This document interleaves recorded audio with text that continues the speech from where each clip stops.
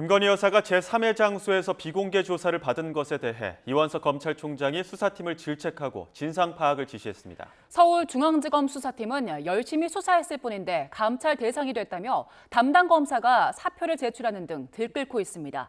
취재기자 연결합니다. 신지원 기자. 네, 신지원입니다. 네, 이원석 검찰총장 오늘 출근길에는 어떤 입장 밝혔습니까?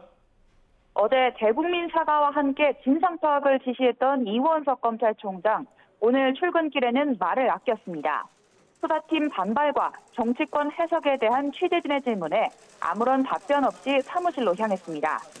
이 총장은 어제 이창수 서울중앙지검장으로부터 직접 대면 보고를 받고 강하게 질책했습니다.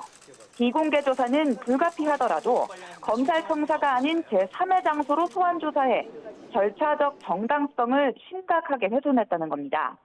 앞서 수사팀은 서초동이 아니면 용산과 가까운 서울 서부지검 등 다른 검찰청사에서 조사를 진행하는 방안도 검토했던 것으로 알려졌는데요. 검찰총장과 김 여사 측의 의견을 조율하는 과정에서 조사를 단행한 것으로 파악됐습니다.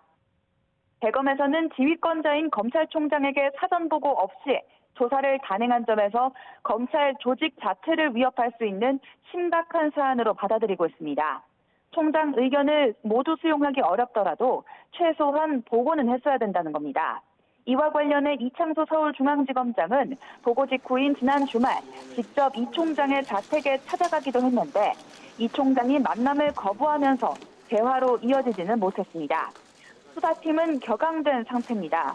명품 가방 사건을 담당한 서울중앙지검 형사 1부에 파견된 부부장 검사는 열심히 수사했더니 감찰 대상이 됐다며 사표를 제출했고 이를 만류하는 과정에서 담당 부장검사도 사의를 언급하기도 하는 등 일촉즉발의 분위기입니다. 앞으로 김건희 여사에 대한 수사는 어떻게 되는 겁니까? 서울중앙지검 수사팀은 어쨌든 김건희 여사의 명품 가방 사건과 도이치모터스 주가 조작 사건을 흔들림 없이 수사하겠다는 입장입니다. 수사팀은 명품 가방 사건보다는 주가 조작 사건과 관련해 반드시 김 여사에 대한 대면 조사가 필요하다고 판단했던 것으로 전해지는데요.